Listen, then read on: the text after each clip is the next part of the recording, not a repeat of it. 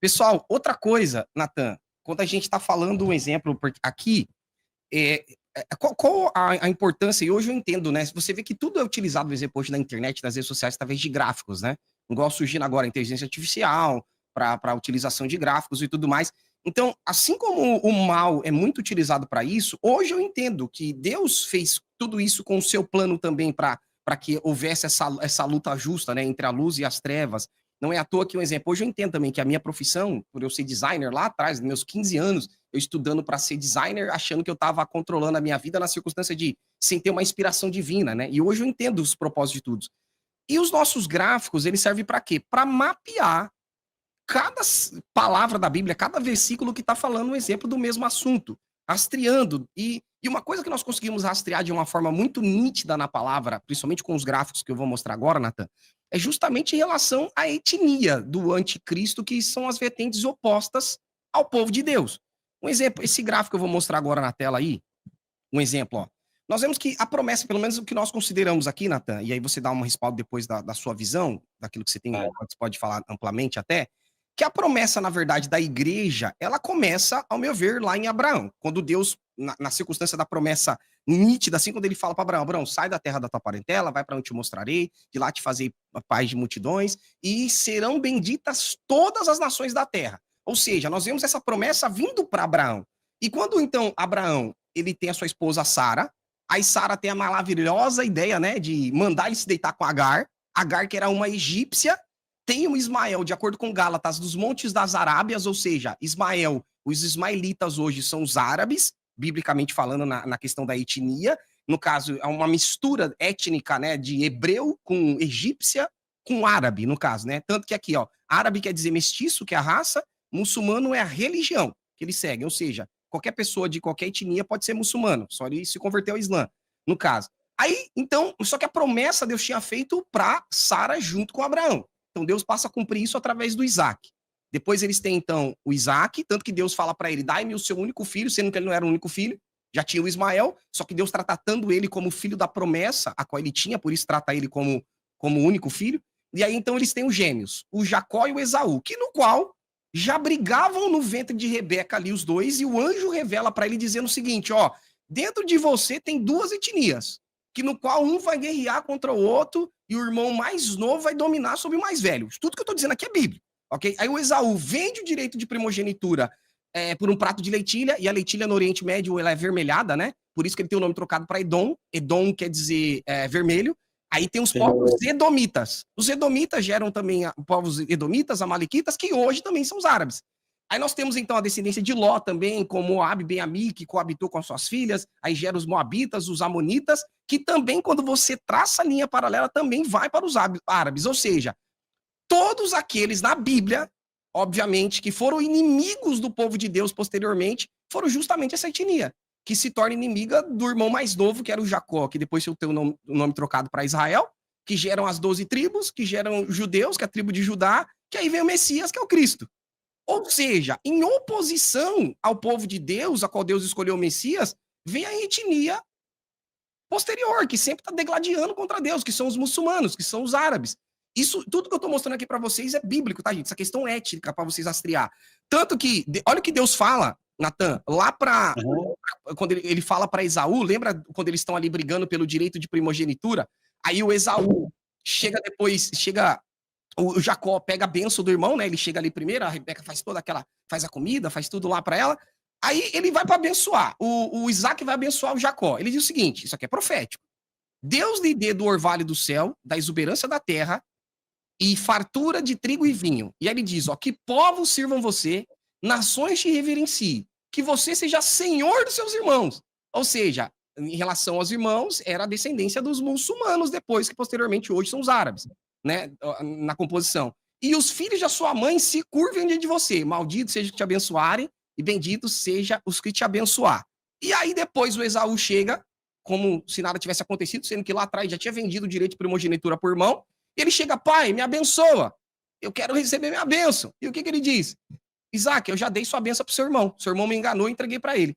Como ele não podia voltar atrás, porque a palavra não volta atrás, pelo menos na Bíblia, não, hoje a gente promete uma coisa e não cumpre, né? Mas biblicamente isso não funcionava muito bem.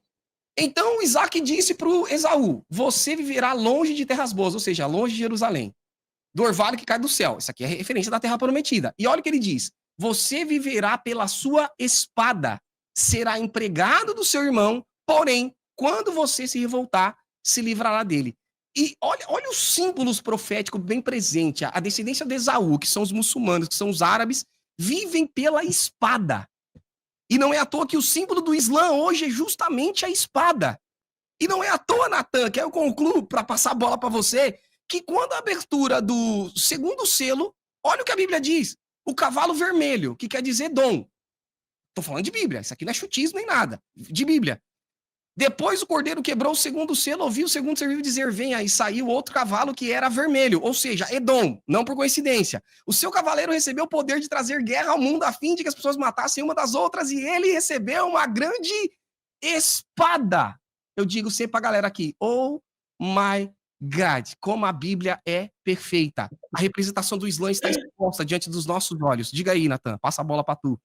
Eu também acredito que aquela passagem de Gênesis capítulo 16, lá, quando Deus fala através do anjo para Agar o que vai acontecer a partir daquele menino, né, que vai haver uma grande nação, e que ele começa a falar das características desse povo que vai descender de Ismael, e ele fala que será como um jumento selvagem, né, dando marradas, incontrolável, que morde, e que a mão dele se levantará contra todos, todos contra ele, e ele será afrontoso, né, porque não somente ele estará fronteiriço aos seus irmãos, ou seja, no limite e na borda das terras dos judeus, mas ele também estará lá de forma provocativa, justamente para poder peitar, né, para bater de frente. E é exatamente as características dos descendentes de Ismael, e esse sentimento de raiva e de ojeriza aos descendentes de Abraão, Isaac e Jacó é uma coisa que é passada de pai para filho há milênios, né? Aconteceu, provavelmente aí, né, por uma questão de alinhamento profético, mas aconteceu de que um filho de um dos descendentes dos 12 príncipes de Ismael ser o fundador da religião islâmica. Na tradição islâmica, né, há estudiosos, pesquisadores, acadêmicos que dizem que isso é questionável. Tem gente que diz que não dá para provar, aí é uma coisa que não é da minha alçada, mas dentro da cultura islâmica, na tradição islâmica, eles dizem que Maomé seria filho de um dos descendentes dos 12 príncipes de Ismael. Nós temos na Bíblia que Jacó gerou 12 príncipes, 12 homens, dos quais vieram as 12 tribos de Israel, mas Ismael, a Bíblia também diz, gerou 12 príncipes, dos quais vieram essas nações aí que foram mencionadas pelo Tiago, né? O fato é que Maomé não somente já trazia essa carga de geração a geração, do ódio contra o povo judeu, como também agora, sobrenaturalmente inspirado, provavelmente ele recebeu a visita de um demônio, né? Embora na tradição se diga que foi o anjo Gabriel, Gibrail, né? em árabe, mas a gente sabe, né, a quem ele estava realmente ouvindo e obedecendo, e dali surgiu um aspecto religioso que unificou todos os descendentes, né, esses miscigenados que já eram inimigos de Israel há muito tempo. Então, embora a história do Islã em relação ao tempo que eles existem seja relativamente recente, porque Maomé ele vai nascer no ano 570 depois de Cristo, e de lá para cá é que o Islã começou a se expandir, as características de agressão, de revolta, de maldade, de ódio, principalmente contra o povo judeu, já se fazia presente naquela comunidade há milênios. E eu acho que o Islã, como o Tiago tem dito aí, ele cumpre muito bem todas as características proféticas previstas no livro de Apocalipse, previstas no livro de Daniel e previstas em diversos outros lugares da Bíblia. Não é por acaso ou coincidência, e tudo aquilo que a Bíblia prevê que o anticristo fará são naturalmente características do comportamento supremacista do Islã. Até mesmo a decapitação é uma das coisas que não é por acaso que a Bíblia diz que o anticristo terá predileção em decapitar os seus inimigos, os seus opositores, aqueles que porventura confessarem Jesus como Senhor, né? Uau! E aí, você vê esse comparativos simples, porque é um exemplo, porque quando a gente não se baseia pela Bíblia, só pegamos um trecho isolado, Natan, um exemplo, isso que você está falando em relação àquilo que o João viu, né? Ele olha, ele vê debaixo do trono os decapitados, degolados da grande tribulação. Aí surgiram a vertente, que é disso que eu falo, pessoal, sempre ficar com aquilo que a Bíblia diz, ou seja, a Bíblia me dá os parâmetros do Islã, me dá os parâmetros dos inimigos de Deus, sempre surgiram referente dessa etnia, sempre foram do Oriente Médio. Por exemplo, tem até um gráfico aqui que eu trouxe pra galera, que eu trouxe aqui, eu sempre boto aqui, pessoal, deixa eu ver se eu acho aqui, falando a respeito da onde, um exemplo, quando o pessoal fala assim, ó, aqui achei. Quando o pessoal fala assim, ó, da onde que é o anticristo? Da Bíblia. Vamos lá. Aí quando nós vamos para a Bíblia, o quê, ó? Os profetas, eles na Bíblia, eles sempre foram da onde? Do Oriente Médio. Turquia, Síria, Iraque, Ásia Menor, tudo mais. Profeta, os inimigos de Deus, na Bíblia, Oriente Médio. Turquia, Ásia Menor, a Síria, Iraque, Irã, Judá, Egito, todos eles.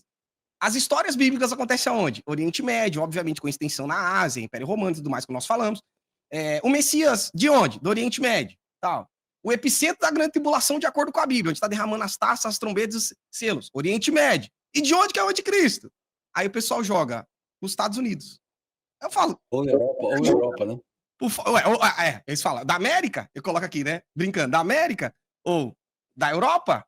Obviamente, gente, quando se trata da Bíblia falando, provavelmente esses trechos estão citando a respeito do Oriente Médio.